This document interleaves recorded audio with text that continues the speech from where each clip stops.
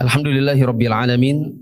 Insyaallah pada hari ini kita akan bahas yaitu bab mandi dengan tata cara mandi junub tapi hukumnya hanya sunnah. Adapun mandi karena mimpi basah, mandi karena berhubungan suami istri, mandi karena selesai haid, itu semua adalah mandi dengan tata cara mandi besar, mandi junub yang hukumnya wajib. Berikut ini adalah mandi-mandi yang caranya seperti mandi junub, tapi hukumnya cuma sunnah. Apa maksudnya hukumnya hanya sunnah? Kalau dikerjakan berpahala, tapi kalau tidak dikerjakan, tidak berdosa. Dikerjakan berpahala, tidak dikerjakan, tidak berdosa. Untuk mempersingkat waktu, pembaca akan membacakan bahasa Indonesia, teman-teman menyimak. Sedangkan saya akan menyimak bahasa Arabnya. Siapa tahu ada terjemahan yang kurang. Penulis berkata, poin E, mandi sunnah. Yang pertama, mandi hari Jumat. Hal itu didasarkan pada hadis Abu Sa'id Al-Khudri. Dia bercerita, Rasulullah SAW bersabda, yang artinya, mandi hari Jumat itu wajib bagi setiap orang yang sudah bermimpi basah atau baligh. Juga hadis Abu Sa'id radhiyallahu anhu, yang artinya, mandi hari Jumat itu wajib bagi setiap orang yang sudah bermimpi basah atau baligh. Hendaklah dia menggosok gigi atau siwak dan memakai wewangian jika ada. Hadis Abu Hurairah radhiyallahu anhu, yang artinya hak bagi Allah atas setiap muslim untuk mandi setiap 7 hari atau 1 pekan sekali dengan membasuh kepala dan seluruh tubuhnya. Demikian juga hadis Abu Hurairah radhiyallahu anhu yang dia marfu'kan kepada Nabi SAW, yang artinya barang siapa mandi kemudian menghadiri salat Jumat dan mengerjakan salat sunnah yang telah ditetapkan baginya, kemudian dia mendengarkan khutbah sampai imam menyelesaikan khutbahnya, lalu dia mengerjakan salat bersama imam, maka akan diberikan ampunan kepadanya atas dosa yang terjadi antara hari Jumat itu dengan hari Jumat yang lain atau sebelumnya, dan dilebihkan 3 hari. Dari Abu Sa'id Al-Khudri dan Abu Hurairah radhiyallahu anhuma, dari Nabi SAW, beliau bersabda, barang siapa mandi di hari Jumat dan memakai pakaian yang terbagus, serta memakai wangi-wangian jika punya, kemudian dia menghadiri salat Jumat, dan tidak juga melangkahi leher atau pundak orang-orang, lalu dia mengerjakan salat sunnah yang telah ditetapkan baginya. Selanjutnya berdiam jika imam telah keluar menuju mimbar sampai selesai dari salatnya. Maka itu semua menjadi kafarat baginya atas apa yang terjadi antara hari itu dengan hari Jumat sebelumnya, dan tambahan 3 hari. Dari Aus bin Aus Ats-Tsaqafi, dia bercerita, aku pernah mendengar Rasulullah SAW bersabda, barang siapa membersihkan diri pada hari Jumat dan mandi, lalu bergegas pergi dan berangkat di awal waktu, serta berjalan kaki dan tidak menaiki kendaraan, selanjutnya mendekati posisi imam, kemudian mendengarkan khutbah dan tidak lengah, maka baginya pada setiap langkah pahala amalan 1 tahun, berupa pahala puasa dan qiyamul lail sepanjang tahun itu. Dari Samurah radhiyallahu anhu yang dia marfu'kan kepada Rasulullah SAW, barang siapa berwudu pada hari Jumat, alangkah baiknya dia berwudu, dan barang siapa mandi, yang demikian itu lebih afdal. Dari Abu Hurairah radhiyallahu anhu, dia berkata Rasulullah SAW bersabda, barang siapa berwudu dan dia melakukannya dengan sebaik-baiknya, kemudian menghadiri salat Jumat dan lalu mendengarkan khutbah seraya berdiam diri, maka akan diberikan ampunan kepadanya atas dosa-dosa antara hari itu dengan hari Jumat berikutnya, dan ditambahkan 3 hari. Dan barang siapa menyentuh kerikil, berarti dia telah lengah. Ya, stop dulu. Di antara mandi yang hukumnya sunnah adalah mandi di hari Jumat. Apa dalilnya? Dalilnya tadi disebutkan ada beberapa riwayat. Tapi kalau kita perhatikan, riwayat ini seolah-olah sebagiannya menyatakan mandi Jumat itu wajib. Dan sebagian lagi kurang tegas, apakah wajib atau tidak.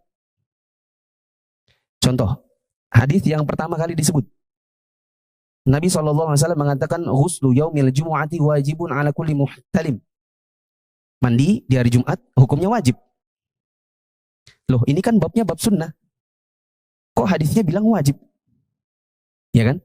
Tentu akan membingungkan. Di hadis riwayat yang kedua, Nabi bilang al-ghuslu yaumal jumu'ati wajibun ala kulli muhtalim wa an yastanna wa an yamassa tiban in wajada. Mandi di hari Jumat adalah wajib bagi setiap yang sudah baligh. Dan contoh baligh itu adalah yang sudah pernah mimpi basah. Hendaklah dia menyikat giginya dan hendaklah dia memakai wangi-wangian jika ada. Seolah-olah ada kata-kata wajib itu menunjukkan mandi di hari Jumat hukumnya wajib. Tapi di bab ini, babnya bab apa? Mandi cuma sunnah. Bagaimana menggabungkannya ini?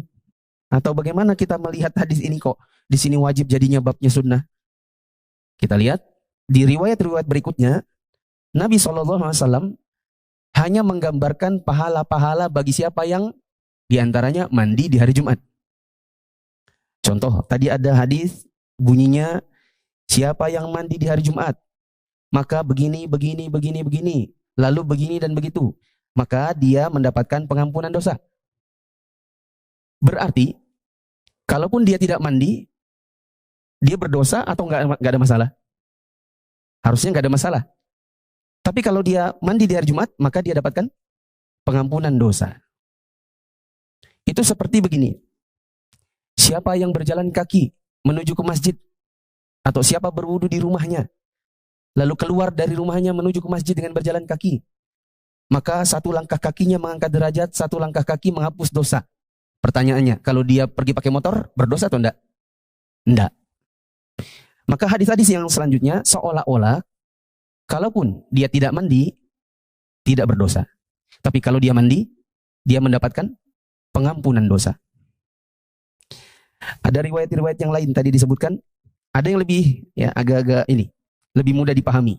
Hadis Samurah. Samurah mengatakan bahwa Nabi SAW bersabda, "Man tawaddo'a yaumal jum'ati fabiha wa na'imat.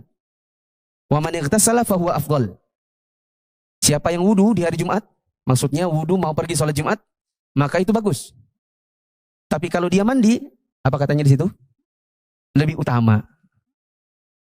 Berarti kalau dia tidak mandi, berdosa atau tidak? Tidak. Berarti hukum mandinya hanya sunnah saja. Setelah ini akan disebutkan bagaimana perselisihan para ulama tentang mandi di hari Jumat. Penulis berkata, para ulama telah berbeda pendapat tentang apakah mandi Jumat itu wajib atau sunnah. Yang mulia Al-Allamah bin Baz mentarjih bahwa mandi hari Jumat itu sunnah muakkad. Oleh karena itu, orang muslim harus benar-benar memeliharanya dalam rangka keluar dari perselisihan pendapat dengan orang yang mewajibkannya. Pendapat para ulama mengenai mandi hari Jumat ini ada 3. Di antaranya ada yang mewajibkan secara mutlak, dan ini merupakan pendapat yang kuat. Ada juga yang berpendapat bahwa mandi Jumat itu sunnah muakkad mutlak. Dan ada juga yang merinci lagi sebagai berikut. Mandi hari Jumat itu wajib bagi orang-orang yang bekerja berat, karena pekerjaan itu dapat menimbulkan rasa lelah dan keringat yang sangat banyak. Tetapi sunnah bagi selain mereka. Tetapi pendapat tersebut lemah. Yang benar adalah bahwa mandi hari Jumat itu sunnah muakkad. Ya. Kata penulis di sini, para ulama berselisih pendapat tentang hukum mandi di hari Jumat. Menjadi 3 pendapat. Pendapat yang pertama tadi adalah pendapat yang mengatakan hukumnya wajib mutlak berdasarkan hadis yang paling awal. Ada pendapat yang kedua yang mengatakan hukumnya hanya sunnah saja berdasarkan hadis yang agak-agak akhir. Ya kan? Tadi disebutkan ada sekian banyak riwayat kan? Riwayat-riwayat yang awal seolah-olah mandi hari Jumat itu hukumnya wajib. Sedangkan hadis-hadis yang agak belakang hukumnya seolah-olah adalah sunnah. Ada pendapat yang mencoba menengahi, yaitu pendapat yang mengatakan bagi orang yang kerjanya kerja berat, contohnya tukang, yang pekerjaannya itu menimbulkan keringat yang banyak, maka dia wajib mandi. Mungkin alasannya adalah supaya ketika dia masuk di shaf untuk sholat Jumat, dia tidak mengganggu orang-orang yang lain. Adapun orang-orang yang kerjanya ringan, atau misalnya kalau di zaman kita ruangannya ber-AC, kerjanya kantoran, keluar dari kantor langsung ke masjid, cuma wudu, nggak ada masalah, maka mereka tidak harus mandi. Tapi pendapat yang ketiga ini pendapat yang kurang tepat.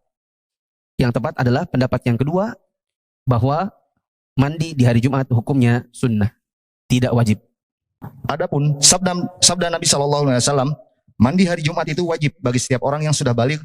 Artinya, menurut mayoritas ulama sebagai penekanan, sebagaimana masyarakat Arab biasa mengungkapkan, janji itu adalah hutang dan saya wajib memenuhinya.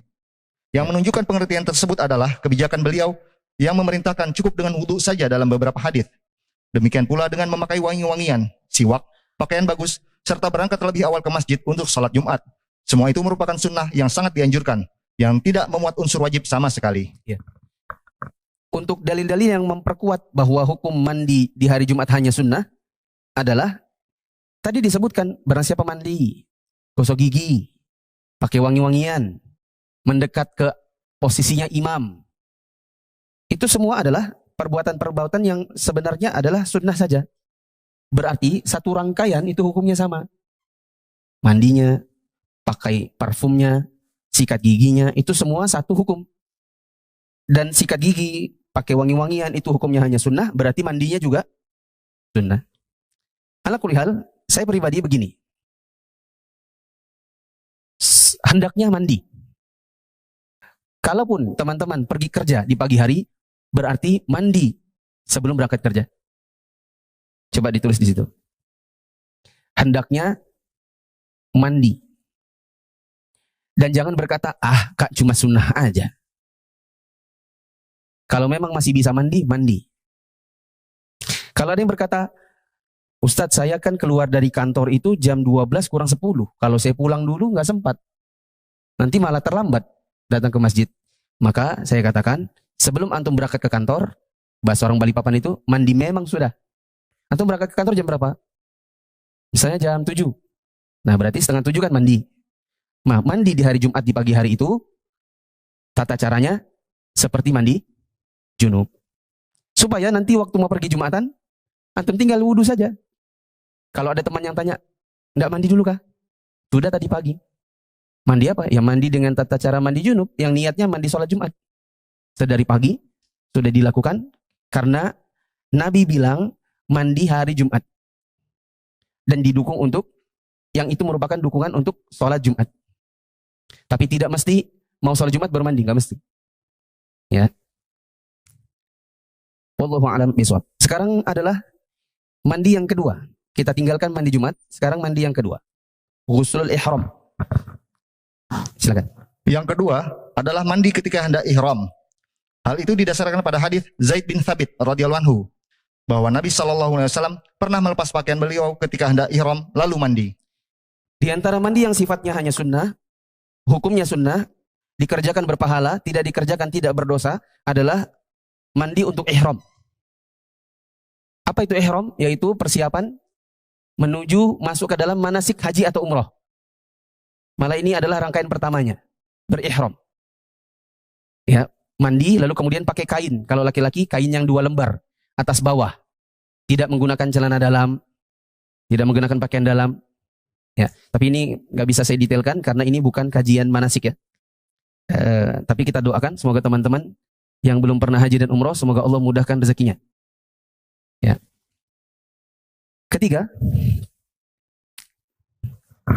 Yang ketiga adalah mandi ketika hendak memasuki kota Makkah. Karena Ibnu Umar radhiyallahu anhu tidak memasuki kota Makkah, melainkan menginap di Dzituwa sampai pagi hari dan mandi, dan dia sebutkan hal itu dari Nabi SAW. Termasuk di antara mandi yang hukumnya sunnah adalah mandi ketika hendak masuk kota Mekah. Tapi secara umum kalau kita dari Indonesia, ketika memasuki kota Mekah itu tidak bisa mampir untuk mandi kecuali ya tunggu sampai di hotel baru kita bisa mandi. Ya, tunggu sampai di hotel baru bisa mandi. Ya, nanti ada peringatan kalau memang sudah ihram dari Madinah, ihram dari Yalamlam, ihram dari Bir Ali, maka kalau sampai di Makkah mau mandi boleh, tapi tidak boleh pakai sabun yang ada wangi-wangiannya. Nah, kapan-kapan di manasik umrah saya jelaskan. Yang keempat adalah mandi pada setiap melakukan hubungan badan. Hal itu didasarkan pada hadis Abu Rafi'. Nabi SAW pernah berkeliling menggilir beberapa istrinya pada suatu malam. Ketika itu beliau mandi pada jima ini dan itu. Abu Rafi' mengatakan, lalu aku katakan, wahai Rasulullah, mengapa kau tidak menjadikannya dengan satu mandi? Beliau SAW menjawab, yang demikian ini lebih suci dan lebih baik. Termasuk di antara mandi yang hukumnya sunnah adalah mandi untuk beberapa kali jima. Contoh, ada yang istrinya 4. Lalu ingin ditawaf satu malam semuanya. Ya. Biar lebih halus ya, ada anak-anak. Ingin tawaf seluruh istrinya di malam hari. Maka sebelum pindah ke rumah yang istri yang satu, ya misalnya jam 12 malam misalnya kan. Habis dari rumah yang istri satu, pindah ke rumahnya istri yang lain, jam 12 malam. Habis itu pindah jam 1 ke ke istri yang ketiga, lalu pindah jam 2 ke istri yang keempat. Nah, sebelum tawaf di istri yang yang masing-masing ini, mandi terlebih dahulu. Dan ini yang pernah dilakukan Nabi SAW. Beliau pernah, ya, di sini dikatakan tofa. Nabi tawaf dalam tanda kutip alias keliling ke ala nisaihi. Beliau keliling di seluruh istrinya. Yaghtasilu 'inda hadhihi wa 'inda hadhihi. Setiap kali mau berhubungan dengan yang satu, maka beliau mandi. Maka aku, kata Abu Rafi', aku bertanya, ya Rasulullah, ala taj'aluhu ghuslan wahida? Kenapa kok enggak satu kali mandi aja buat semua? Dirapel begitu. Ya, maka Nabi SAW mengatakan, hadza azka wa atyab. Lebih baik, lebih suci. Nah, ini bisa dikiaskan, beri catatan di situ. Ini juga berlaku sama jika istrinya satu. Tapi jimaknya beberapa kali dalam satu malam.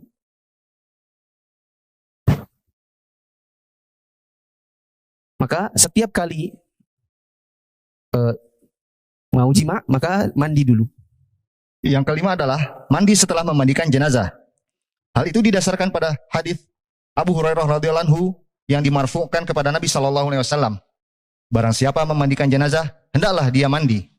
Dan pada hadis Aisyah radhiyallahu anha, dia bercerita, Nabi sallallahu alaihi wasallam biasa mandi karena 4 hal, yaitu karena junub, pada hari Jumat, setelah berbekam atau hijamah, dan setelah memandikan jenazah. Ketidakwajiban mandi setelah memandikan jenazah ini didasarkan pada dalil bahwa Asma binti Umais, yaitu istri Abu Bakar, memandikan Abu Bakar radhiyallahu anhu ketika beliau meninggal dunia. Kemudian dia keluar, lalu dia bertanya kepada orang-orang dari kalangan kaum muhajirin yang mengunjunginya. Dia berkata, sesungguhnya aku sedang berpuasa, dan sesungguhnya ini adalah hari yang sangat dingin. Lalu, apakah aku harus mandi? Mereka menjawab, tidak. Al-Allamah bin Baz menjelaskan bahwa hal itu menunjukkan bahwa mandi setelah memandikan mayat sudah sangat diketahui di kalangan sahabat. Namun demikian hal itu bersifat sunnah. Ya. Di antara mandi yang hukumnya sunnah adalah mandi setelah memandikan mayat atau memandikan jenazah. Dalilnya adalah sabda Nabi SAW, man ghassala al-mayyita falyaghtasil. Siapa yang memandikan mayat, maka hendaklah dia mandi juga. Aisyah radhiyallahu anha mengatakan, Nabi itu biasa mandi karena 4 hal. Karena junub, karena hari Jumat, karena baru saja berbekam, dan karena karena memandikan mayat. Nah, ada riwayat tambahan bahwasanya Asma binti Umais, yaitu istrinya Abu Bakar, Asma ini memandikan jenazah Abu Bakar. Setelah selesai memandikan jenazah, maka Umais keluar lalu bertemu dengan kalangan muhajirin yang ketika itu sedang melayat. Asma bertanya, ya, hari ini adalah hari saya berpuasa dan sangat dingin. Apakah saya wajib mandi? Maka para sahabat mengatakan tidak ada kewajiban mandi. Ya, maka dari sini kita bisa ambil kesimpulan bahwa mandi setelah memandikan mayat itu sudah ramai atau sudah jamak diketahui oleh para sahabat, dan mereka meyakini bahwa mandi setelah memandikan mayat hukumnya hanya sunnah. Yang keenam adalah mandi setelah mengubur orang musyrik. Hal itu didasarkan pada hadis Ali bin Abi Thalib radhiyallahu anhu. Dia pernah datang kepada Nabi sallallahu alaihi wasallam seraya berucap, sesungguhnya Abu Thalib telah meninggal dunia. Beliau sallallahu alaihi wasallam bersabda, pergi dan kuburkanlah dia. Sesungguhnya dia meninggal dalam keadaan musyrik, jawab Ali. Beliau sallallahu alaihi wasallam lalu memerintahkan, pergi dan kuburkanlah dia. Setelah aku menguburkannya, aku kembali lagi menghadap beliau, dan beliau berkata kepadaku, mandilah. Mandi yang keenam yang juga hukumnya sunnah adalah mandi setelah menguburkan jenazah orang musyrik. Catat dulu dekat situ. Disyariatkan menguburkan orang musyrik. Tapi yang dimaksud di sini bukan dengan caranya orang muslim. Ya, sekadar dikubur. Tapi tidak ada yang namanya menyolatkan, kemudian mendoakan, mentalkinkan, itu enggak ada semua. Tapi orang musyrik itu dikubur kenapa? Dalam rangka menghindarkan mudarat yang bisa timbul dari mayatnya kepada kaum muslimin. Dalilnya adalah riwayat Ali bin Abi Thalib ketika ayahnya meninggal. Ya. Ayahnya meninggal dan Nabi SAW mengatakan, Inna Abu Thalibin mat. Abu Thalib ya, bapakmu meninggal. Maka Nabi mengatakan, idhab fawarihi, pergilah kuburkan dia. Ali kemudian ya komentar begitu, innahu mata musyrikan. Ya Rasulullah, tapi kan masalahnya Abu Thalib ini matinya musyrik. Dikubur juga kah gitu? Maka Nabi menegaskan, idhab fawarihi, pergi kuburkan. Ya. Maka pergilah Ali kemudian menguburkan ayahnya. Dia mengatakan, falamma waraituhu raja'tu ilaihi faqala li igtasil, ya, igtasil. Ketika aku selesai aku menguburkan, aku kembali kepada Nabi, lalu aku mengatakan sudah dikubur. Ya, maka Nabi SAW mengatakan, nah sekarang mandi. Ini menunjukkan bahwa selesai menguburkan orang musyrik, disunnahkan untuk apa? Mandi. Yang ketujuh adalah mandi bagi wanita yang mengalami istihadah setiap akan sholat atau pada saat menjamak antara dua sholat. Ya, mengalami istihadah. Catatan, tidak sama istihadah dengan haid. Beda ya. Kalau haid itu punya siklus. Istihadah itu tidak punya siklus, bahkan di luar siklus.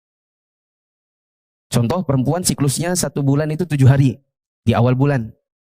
Tapi kok tengah bulan itu keluar darah terus sampai 10 hari, belasan hari. Nah, darah yang di luar dari siklus itu namanya apa? Istihadah.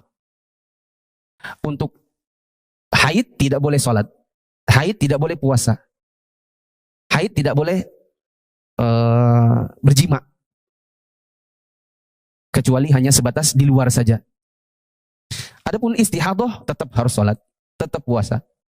Boleh dijima. Ya. Beda ya. Nanti akan lebih detail insya Allah ketika datang babnya. Kalau saya tidak salah ada bab khusus tentang haid dan nifas. Dan juga istihadah. Nah, selanjutnya. Hal itu didasarkan pada hadis Aisyah radhiyallahu anha. Ummu Habibah radhiyallahu anha pernah mengalami istihadah pada masa Rasulullah sallallahu alaihi wasallam. Lalu beliau menyuruhnya untuk mandi setiap kali sholat. Dalam hadis Hamnah binti Jahsh radhiyallahu anha, Nabi sallallahu alaihi wasallam pernah berkata kepadanya, akan aku perintahkan kepadamu 2 hal. Mana saja satu dari kedua hal itu yang kamu kerjakan, maka kamu tidak perlu lagi mengerjakan yang lainnya. Jika kamu kuat mengerjakan keduanya, kamu yang lebih tahu. Kemudian di dalam hadis lain beliau sallallahu alaihi wasallam bersabda, jika kamu kuat untuk mengakhirkan zuhur dan menyegerakan asar, lalu kamu mandi dan menjamak salat zuhur dan asar serta mengakhirkan maghrib dan menyegerakan isya, lalu kamu mandi dan menjamak antara 2 salat, maka kerjakanlah. Dan mandi pada waktu fajar dan salat, maka kerjakanlah. Serta berpuasalah jika kamu mampu melakukan hal tersebut. Rasulullah sallallahu alaihi wasallam bersabda, inilah yang paling aku sukai atau kagumi dari 2 hal tersebut. Ya. Tadi disebutkan di nomor 7, di antara mandi yang hukumnya hanya sunnah, tidak wajib, adalah mandi bagi wanita yang istihadah. Istihadah itu adalah darah yang keluar karena penyakit. Ada pembuluh atau urat yang pecah. Tapi dia bukan haid. Maka perintah Nabi SAW kepada Hamnah binti Jahsh, juga kepada istrinya Ummu Habibah, beliau memerintahkan silakan pilih satu dari 2. Dan di antara pilihan yang Nabi berikan adalah, dan yang Nabi sukai, ya, pilihannya itu seperti ini. Perhatikan jemaah. Kalau datang waktu zuhur, maka ditunda dulu sholatnya. Nanti di akhir zuhur, sebelum habis waktu zuhur, mandi. Lalu sholat zuhur. Nanti tidak lama kemudian azan asar. Lalu kemudian sholat asar. Jadi ambil zuhur bagian akhir, ambil asar yang lebih awal. Tapi sebelum mengerjakan 2 sholat ini, apa yang dilakukan? Mandi. Begitu juga kalau datang waktu maghrib. Azan maghrib, siap-siap aja dulu mau mandi. Hampir habis waktu maghrib, tapi belum habis ya, mandi. Lalu kemudian sholat maghrib. Setelah selesai sholat maghrib, datang waktu isya, lalu kerjakan sholat isya. Jadi ambil sholat maghrib yang bagian akhir, ambil sholat isya yang bagian awal. Diawali dengan apa? Mandi. Ini adalah salah satu pilihan yang lebih disukai Nabi untuk wanita yang istihadah. Istihadah itu biasanya keluar terus. Nah, ada sebagian perempuan, ya, khususnya wanita-wanita yang awam, mungkin karena tidak belajar tentang haid nifas, mereka mengira pokoknya keluar-keluar darah itu namanya haid. Dipikir seperti itu. Padahal ada beda. Haid itu warnanya tidak sama dengan istihadah. Kekentalannya tidak sama dengan istihadah. Baunya, aromanya tidak sama dengan aroma istihadah. Yang jelas istihadah tidak punya siklus. Bahkan di luar siklus. Sedangkan haid ada siklus. Ya, tadi saya sudah jelaskan perbedaannya. Nah, untuk wanita yang keluar terus-menerus darah, seperti yang dialami oleh Hamnah binti Jahash, dialami juga oleh Ummu Habibah, maka perintah Nabi adalah akhirkan sholat yang ini, awalkan sholat yang itu, tapi sebelum sholat, mandi. Begitu. Selanjutnya. Yang wajib dilakukan oleh wanita yang mengalami istihadah adalah mandi pada saat darah yang keluar dari tubuhnya itu di luar kebiasaan normal haid yang biasa dijalaninya. Adapun setelah itu, maka disunahkan baginya untuk mandi, sebagaimana yang telah diuraikan sebelumnya. Selain itu, dia juga wajib berwudu pada setiap kali sholat. Sedangkan mandi bersifat mandub atau sunnah, sebagaimana yang telah disampaikan sebelumnya. Demikian itulah yang difatwakan oleh Syekh Al-Alamah bin Baz, hafizahullah. Bila ada wanita yang misalnya 1 bulan keluar darah terus, tapi di antara darah yang keluar itu ada yang dia tahu siklusnya, berarti itu namanya apa? Haid. Betul nggak? Saya ulang.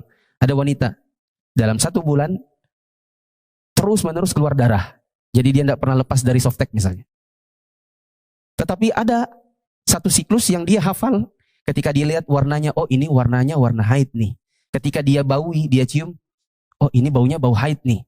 Dia hafal bahwa itu ada darah haid, maka selesai dari siklus, mandinya hukumnya wajib. Nanti yang besok-besok, hari ke-8, 9, 10, sampai 20 misalnya, keluar terus-menerus, dia sudah lihat, oh darahnya beda warnanya. Kekentalannya juga beda. Dia dicium, ini bukan darah haidku. Itu mandinya hukumnya sunnah. Bisa dipahami? Yang ke-8. Yang ke-8 adalah mandi setelah siuman dari pingsan. Hal itu didasarkan pada hadis Aisyah radhiyallahu anha. Dia bercerita, Nabi SAW pernah merasakan dirinya sangat berat untuk bangun karena sakit. Lalu beliau bertanya, apakah orang-orang sudah sholat? Kami menjawab, belum, mereka semua menunggumu. Beliau berkata, siapkan untukku air di mikhdab. Aisyah berkata, mikhdab itu artinya ember atau baskom. Di situ tidak ada dikasih ke Indonesianya? Enggak. Ember. Terus? Aisyah berkata, kami pun melakukan perintahnya. Lalu beliau mandi, kemudian bangkit untuk berangkat. Dan tiba-tiba beliau jatuh pingsan. Setelah itu beliau sadar kembali. Rasulullah SAW bertanya, apakah orang-orang sudah sholat? Kami menjawab, belum. Mereka semua menunggumu wahai Rasulullah. Beliau pun bersabda, siapkan untukku air di mikhdab. Beliau pun duduk dan mandi. Beliau melakukan hal tersebut sampai 3 kali. Yang ketika itu beliau tengah menderita sakit. Dan itu menunjukkan kesunahannya. Ya. Di antara mandi yang hukumnya sunnah adalah mandi setelah siuman dari pingsan. Nabi pernah pingsan. Intinya seperti itu. Ketika beliau dalam keadaan sakit berat. Beliau minta disiapkan air untuk mandi, lalu mandi, dan ketika mau berdiri pingsan. Setelah siuman, beliau tanya lagi, apakah orang-orang sudah sholat? Ada yang bilang, belum, orang-orang nunggu. Maka Nabi minta disiapkan air lagi, maka Nabi mandi lagi. Setelah mandi, ya kali ini beliau mandinya duduk. Ya, dan ketika beliau selesai mandi, mau berangkat, pingsan lagi. Dan itu terjadi sampai 3 kali. Ya, maka kata para ulama, Nabi habis pingsan, siuman, mandi. Pingsan lagi, siuman, mandi. Ini menunjukkan bahwa di antara mandi yang hukumnya sunnah adalah setelah pingsan. Ke-9. Yang ke-9 adalah mandi setelah berbekam atau hijamah. Hal itu didasarkan pada hadis Aisyah radhiyallahu anha. Dia bercerita, Nabi SAW biasa mandi karena 4 hal, yaitu karena junub, pada hari Jumat, setelah berbekam atau hijamah, dan setelah memandikan jenazah. Ya, yang ke-9 adalah mandi setelah bekam. Ini hukumnya sunnah. Cuma nanti juga perlu ditanya sama tukang bekamnya. Karena ada juga tukang bekam yang menyarankan habis selesai bekam, jangan langsung mandi. Betul ya? Siapa tukang bekam? Ada yang suka bekam? Ya, ada yang bilang jangan langsung mandi. Entah katanya pori-pori terbuka atau yang lainnya. Ya ikuti saja. Nanti setelah, misalnya antum bekam jam 8 pagi. Nanti jelang zuhur baru mandi. Ke-10. Ke-10, mandinya orang kafir jika masuk Islam bagi orang yang menyebutnya sunnah. Ya. Yang ke-10, mandi yang juga termasuk sunnah adalah mandi bagi orang kafir jika dia masuk Islam. Atau dengan kata lain, mandi bagi orang yang baru saja masuk Islam. Tapi di pertemuan online, kira-kira 3 pertemuan sebelum ini, entah di pertemuan 12 atau ke-11, saya tidak terlalu ingat. Di situ kita bahas bahwa mandi bagi orang yang baru masuk Islam itu ada 3 pendapat. Ada yang bilang wajib. Di antara ulama ada yang mengatakan sunnah saja. Dan pendapat yang ketiga, ada yang mengatakan jika dia memang belum pernah mandi, belum pernah mimpi, belum pernah jima apalagi. Misalnya masuk Islamnya di usia anak-anak, belum pernah junub, maka hukum mandinya sunnah. Tapi kalau dia sudah dewasa, sudah pernah jima, atau dia sudah pernah mimpi basah, maka hukum mandinya adalah wajib. Dan saya lebih pilih pendapat yang ketiga. Kalau masih anak-anak, belum balik, maka dia mandi boleh, nggak mandi nggak apa-apa. Tapi kalau dia sudah balik, apalagi masuk Islamnya usia sudah menikah bersama istrinya, berarti kan dia pernah junub tuh, pernah berjima, maka dia harus mandi junub. Ke-11.